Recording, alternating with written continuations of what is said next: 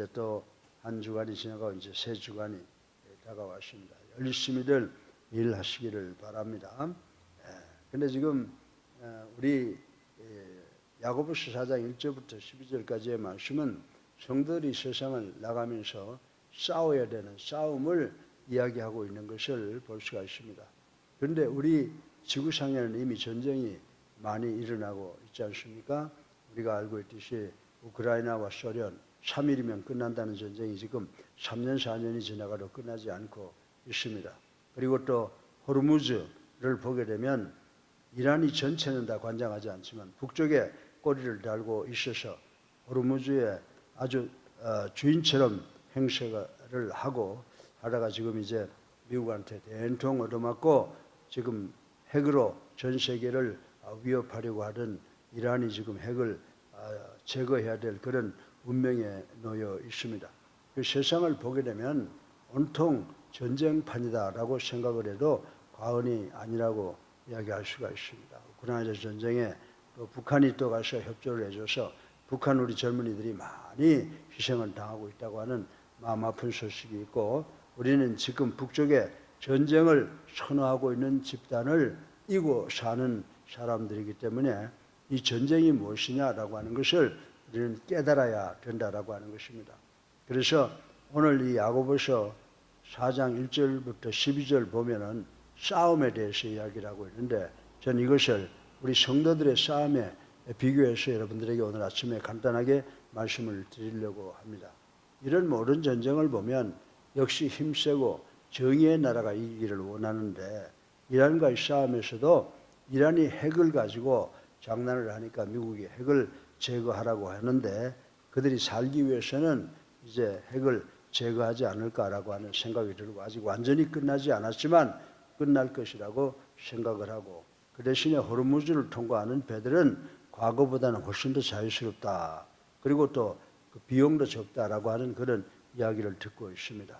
사랑하는 성도 여러분, 이렇게 세상은 전쟁으로 점철되어 있는 세상인데, 이것을 벌써 우리 하나님께서 성경을 통해서 만세전에 벌써 말세가 되면 이런 일이 일어날 것이다 라고 하는 것을 예언하셔 경고를 해 주셨습니다. 그래서 우리가 인류의 역사를 보면 뭐라고 그럽니까? 인류의 역사는 전쟁의 역사다라고 해도 과언이 아니라고 생각할 수가 있습니다. 우리나라만 보아도 우리같이 조그만 나라가 5천여 년 동안 얼마나 전쟁을 치루었고 얼마나 고통을 당했습니까? 중국한테 우리가 5천 년 동안 당한 것을 보면 돈 뺏겨, 먹을 것 뺏겨, 여자들 뺏겨, 이루 말할 수 없는 그런 고통을 당했다라고 하는 것을 우리는 마음속 깊이 알아야 된다라고 하는 것입니다. 그런데 이것이 우리나라에만 관계된 것이 아니라 전 세계적으로 참으로 많은 전쟁이 있었다고 말씀을 드려도 과언이 아니라고 하는 것입니다. 지금도 제가 말씀을 드렸지만 도처에서는 크고 작은 싸움들이 끊임없이 일어나고 있으며, 우리의 삶 자체가 또한 생존을 위한 싸움이니 아마도 우리 인간은 평생을 싸움을 하며 살아가야 하는 존재가 아닌가라고 하는 걱정스러운 생각을 갖게 됩니다. 그런데 이 같은 세상 속에서 싸움 이외에, 세상 싸움 이외에 우리 성도들에게도 또 다른 양태의 싸움이 있다라고 하는 것을 우리는 깨달아야 됩니다. 이제 오늘 야고보서 4장 1절부터 12절을 통해서 보면 성도의 싸움에 관해서 말씀을 하고 있는데, 이 성도의 싸움은 어떤 것인가를 살펴보고 우리가 이 세상과 대응을 해야 될 줄로 믿습니다. 사실 우리 성도들은 세 가지의 싸움을 싸우고 있다고 말씀을 드릴 수가 있습니다. 첫째로는 형제와의 싸움, 두 번째로는 자신과의 싸움, 그리고 세 번째는 세상과의 싸움이 있는데, 이 싸움을 우리가 여야에 어떻게 사느냐라고 하는 것을 생각해 보겠습니다. 우리는 하나님의 말씀대로 이 세상을 살아가면서 이 싸움에 대응해야 될 줄로 믿고, 이것이 우리에게 굉장히 필요한 것이라고 생각이 돼서 오늘 아침에 여러분들에게, 성전에 나온 분들에게, 가정에 계신 분에게, 지방에 계신 분, 또 해외에 계신 분에게 이 말씀을 함께 나누고 은혜 받기를 간절히 원합니다. 오늘 설교 본론의 첫째로 형제와의 싸움을 한번 생각을 해보겠습니다. 여러분들 역사를 보면 이족 가사 문학의 1인자인 정철 선생은 이런 말을 했습니다. 훈민가 제2편에서 형제는 한 젖을 먹고 자랐으니 딴 마음을 갖지 말아라 라고 하는 권면을 한 것을 우리는 지금 역사 시간에 배워서 알고 있는 것입니다. 사랑하는 성도 여러분, 야고보서 4장 11절 본문에서 보면 야고보는 뭐라고 말을 했습니까? 야고보는 형제들 간에 서로 비난하거나 비방하지 말라고 권면을 하고 있는 것을 우리는 읽어볼 수가 있습니다. 정철은 육의 형제들에게 권면한 바이고 야고보는 영의 형제인 성도들을 두고 한 말이지만 육이든 영이든 형제와는 다투지 말라라고 하는 것은 이 사회적 윤리요 또 기독교 윤리라고 하는 것을 우리는 잘 알고 있습니다. 시편 133편 1절에 보면요, 형제가 연합하여 동거함이 어찌 그리 아름다운고라고 하는 말씀이 있습니다.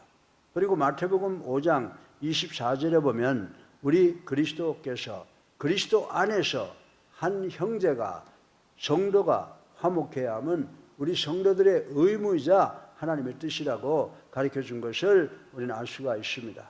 사랑하는 예수사랑교회 성도 여러분, 화목해야 할 성도의 교제가 오늘날 너무 많은 갈등과 불화 그리고 더 나아가서는 전쟁 가운데 단절되고 있으면 참으로 안타까운 일이라고 말씀드리지 아니할 수가 없습니다. 영적 형제인 우리 믿는 자들 간의 싸움은 어제 오늘에 시작된 것이 아니라 먼 인류의 조상까지 초기에까지 거슬러 올라간다는 사실을 우리는 말씀을 통해서 배워서 잘 알고 있습니다. 창세기 4장 8절을 보세요. 우리 인간 역사에 처음으로 갈등이라는 게 등장을 하는데 여러분들 잘 아시잖아요. 아벨과 가인의 갈등으로 인류의 역사는 피로 물들게 되었다고 하는 것을 우리는 알고 있습니다. 또한 창세기 27장 41절에 보면 아우인 야곱에 대한 에서의 그 미움은 오늘날 21세기까지 내려와서 중동에 가면 이스라엘과 아랍 국가들과의 끝없는 전쟁으로 이어지고 있다는 사실을 우리는 잘 알고 있습니다. 형제 간의 싸움만 아닙니다. 부자지 간의 싸움, 그래서 아버지가 자식을 죽이는 사건도 우리 성경에 기록이 되어 있습니다. 사무엘하 15장 그리고 18장에 보면 다윗과 압살롬 부자 간의 불화는 아버지가 자식을 죽이는 인륜의 비극을 만들어 놓았다는 것을 우리는 잘 알고 있는 것입니다. 사랑하는 예수님교회 성도 여러분, 예수 그리스도 안에서 한 형제요 자매되었으므로 신분이나 성이나 재산이나 여타의 모든 것에 차별 두지 말고 서로 사랑하며 섬겨야 된다는 사실을 오늘 아침에 우리가 다시 한번 생각해보고 깨닫는 우리 모두가 되시기를 주님의 이름으로 축원합니다. 예, 그래서 요한복음 13장 34절로 35절에 보면은 우리 주님께서 원하시며 명령하시는 바가 바로 형제들의 화목이라고 하는 사실을 우리는 알 수가 있습니다. 우리 먼저 가족의 형제들끼리 서로 사랑하고 성도 주님으로 하나 된 우리가 서로 사랑하고 우리나라 국민들이 국가 민족을 위해서 서로 사랑하는 우리 모두가 되시기를 주님의 이름으로 축원합니다. 두 번째로 자신과의 싸움을 생각해 보겠습니다. 여러분들 중국에 그 유교의 노자라고 하는 사람이 있는데 노자 제33장에 보면 이런 말씀이 기록되어 있습니다. 남을 이기는 자는 힘이 세고 자기를 이기는 자는 더욱 힘이 세다라고 하였는데 여기서 자기를 이긴다라고 하는 것은 곧 자신과의 싸움에서 자신을 극복하는 것을 이김이라고 표현하지 않았을까라고 하는 생각을 해봅니다. 사랑하는 예수님께 성도 여러분, 성도는 무엇보다도 자기 자신과의 싸움에서 이겨야만 온전한 믿음을 소유할 수 있다는 사실을 우리는 깨달아야 된다라고 하는 것입니다. 우리 믿는 자들은 우리 성도는 무엇보다도 자신과의 싸움에서 이겨야 됩니다. 그래야 우리가 신앙을 실천할 수가 있게 된다라고 하는 것입니다. 그래서 야고보서 4장 1절에 보게 되면 정욕과의 싸움이 자신과의 싸움이라고 가르쳐주고 있는 교훈을 우리는 생각할 수가 있습니다. 그리고 또 야고보서 1장 15절에 보면은 이 정욕은 욕심이며 욕심은 곧 죄를 만들어낸다라고 말씀을 하고 있습니다. 그리고 우리가 창세기 3장 4절로 6절에 보면은 하와는 하나님과 같이 되려는 욕심으로 먹지 말라는 선악과를 따먹는 죄를 범하였으며, 또 창세기 12장 11절부터 13절에 보면 아브라함은 자기의 목숨을 보존하려고 아내를 여동생이라고 속인 사건이 있는 것을 우리는 잘 알 수가 있는 것입니다. 그리고 여호수아서와 그리고 마태복음에 보면 누가 등장합니까? 아간과 가롯 유다가 등장하는데, 이들은 물욕을 위해서 하나님을 대항하는 죄를 지었고 예수 그리스도를 은 30냥에 팔아먹는 가롯 유다라고 하는 사람이 나왔는데, 스스로 자멸하는 것을 우리는 볼 수가 있습니다. 사랑하는 예수 안교 성도 여러분, 죄악의 본질은 바로 이와 같이 우리 마음속에 깊이 뿌리 내리고 있는 욕심에 기인한다는 사실을 우리는 분명히 깨달아야 된다라고 하는 것입니다.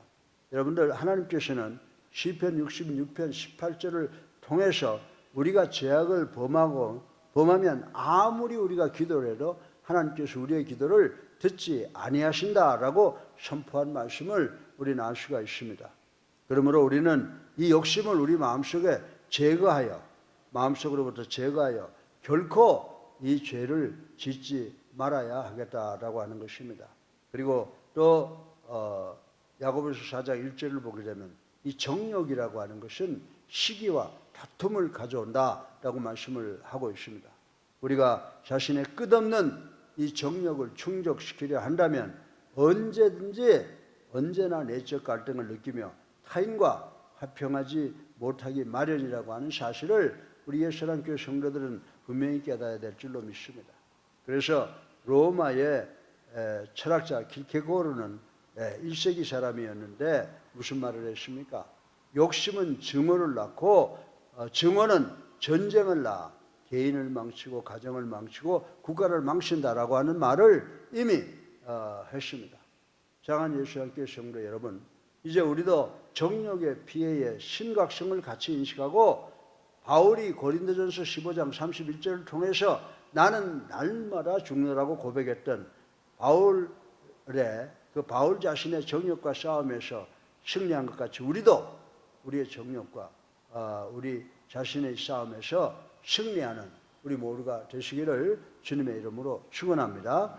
셋째로 마지막으로 세상과의 싸움을 생각해 보지 아니할 수가 없습니다. 세상과의 싸움은 영적인 싸움으로 우리 성도에게 가장 중요한 싸움이라고 생각해 볼 수가 있습니다. 그런데 세상 싸움이라고 하는 것은 무엇이냐? 역대하 13장 12절에 보면 구체적으로 하나님을 대적하는 육과 마귀와의 싸움이 세상과의 싸움이라고 역대하 13장 12절에 기록해 놓은 것을 전 여러분들에게 말씀을 드리는 것입니다. 그래서 이 내용을 먼저 생각해 보면 우리의 육신은 성령을 거슬리는 대적의 관계에 있다는 것을 알아야 된다라고 하는 것입니다. 로마서 8장 5절에 보면은 성령을 쫓는 자는 육신을 쫓아 행하지 않으므로 성령과 육신은 서로 항상 거슬러서 대적한다라고 이렇게 정의를 하고 있는 것을 우리는 알아야 됩니다. 여러분들, 사도행전에 보세요. 아나니아와 삽비라는 제자들을 만나고 하나님께 많은 헌금을 드리려고 했습니다. 그런데 그 동기가 뭐냐라고 하는 것입니다. 그 헌금의 동기는 단지 주변으로부터 칭찬받기 위한 것이었습니다. 그래서 막상 돈이 생기니까 어떻게 했어요? 안 했잖아요. 그래서 여러분들 사도행전 5장 7절로 11절에 보면 자신의 양심을 속이고 거짓말을 해야 하는데 베드로는 이것을 가리켜서 성령을 거슬리는 범죄라고 책망을 했습니다. 그 책망을 받은 아나니아와 삽비라는 그 자리에서 숨이 넘어갔다고 하는 사실을 우리는 잘 알고 있는 것입니다. 이처럼 우리 육신의 생각은 끊임없이 성령과의 갈등을 야기시키고 무서운 것이라는 사실을 우리는 모두 깨달아야 되는 줄로 믿으시기를 주님의 이름으로 축원합니다. 성령은 언제나 영적 평안과 거룩함으로 우리를 인도하시고 보호하시지만 육신은 언제든지 우리를 욕망으로 이끌어 결국 우리를 넘어지게 하고 파멸과 죽음으로 이끈다는 사실을 우리는 깨달아야 된다라고 하는 것입니다. 다음으로 마귀도 성령을 거스르는 대적의 관계에 있다라고 하는 것입니다. 마귀의 특성 중에 가장 중요한 거 우리가 잘 아는 게 뭡니까? 마귀의 특성 중에 하나는 우리가 잘 아는 것은 교만이라고 하는 사실을 우리는 잘 알고 있습니다. 여러분들 우리가 이 세상 살면서 내가 교만을 부리지 않는지 한번 가슴에 손을 얹고 생각해 보시기 바랍니다. 에스겔 28장 2절에 보면 천사장이 등장하잖아요. 천사장이 하나님과 같이 되려고 한 자존심을 가지고 있었는데 그 자존감이 곧 바로 교만이라고 정의하고 있는 것을 볼 수가 있습니다. 마귀는 교만으로 섬기는 자리에 서기보다는 항상 지배하려는 자리에 서려고 했으니 교만 위에 서 있는 존재라고 말씀을 드릴 수가 있습니다. 그래서 야고보서 4장 6절에 보게 되면 하나님께서 가장 미워하시는 것은 바로 이 교만이라고 말씀하신 것을 우리는 반드시 육비에 사겨서 기억을 해야 된다라고 하는 것입니다. 그래서 그분들은 교만한 자들을 예수님은 교만한 자들을 대적하십니다. 반면에 마태복음 11장 29절에 하나님께서는 항상 온유하시다고 말씀을 하셨습니다. 그리고 또 야고보서 4장 6절에 보면 겸손한 자에게 하나님께서 은혜를 주신다라고 선언하고 있는 것을 우리는 잘 알 수가 있습니다. 그러므로 예수 사랑교회 성도 여러분, 우리는 지배하는 자리에 있기보다는 겸손히 섬기는 자리에 서는 우리가 되시기를 주님의 이름으로 축원합니다.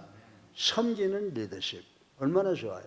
지배하는 리더십이 아니라 섬기는 리더십을 갖는 우리 목사, 장로, 권사, 집사들이 되시기를 주님의 이름으로 축원하고 성도님들도 그런 의식을 갖기를 간절히 바랍니다.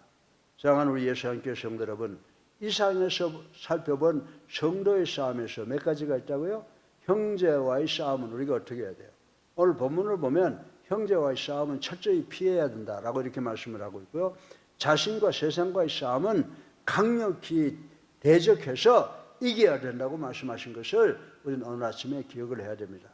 사랑하는 우리 예수님께 성도 여러분, 이제 우리는 자신과의 싸움에서 모든 정욕을 제거하고 형제와의 싸움을 피하여 평화를 누리며 세상과의 싸움에서 승리함으로써 하나님의 풍성한 은혜를 받아 누리며 복된 삶을 살아가는 우리 모두가 되시기를 주님의 이름으로 축원합니다. 그래서 오늘 이 본문을 통해서 성도의 싸움은 세 가지가 있는데, 첫째 뭐라고 그랬어요? 형제와의 싸움, 우리가 피하는 것이 좋다. 두 번째, 자신과의 싸움, 그리고 세상과의 싸움은 반드시 승리해야 된다. 그래서 우리 예수사랑교회가 이 메시지 말에 정말 예수 그리스도의 재림을 준비하면서 많은 사람들에게 복음을 전하는 것을 통해서 착하고 충성된 종이라고 칭찬받으시고 생명의 멸류관을 보장받는 우리 모두가 되시기를 주님의 이름으로 축원합니다. 살아계셔서 우리의 삶을 주관하시는 만복의 근원이 되신 아버지, 찬양 영광 존귀 올리고 회개하고 주님 십자가 사랑 감사합니다. 오늘도 하나님의 말씀을 통해서 세 가지의 싸움을 배웠습니다. 형제와의 싸움, 자신과의 싸움, 세상과의 싸움인데 형제와의 싸움은 피하고 자신과의 싸움에서 세상과의 싸움에서는 승리해서 평화를 마련하고 하나님의 풍성한 은혜를 받는 우리 모두가 되게 하여 주시옵기를 예수 그리스도 이름으로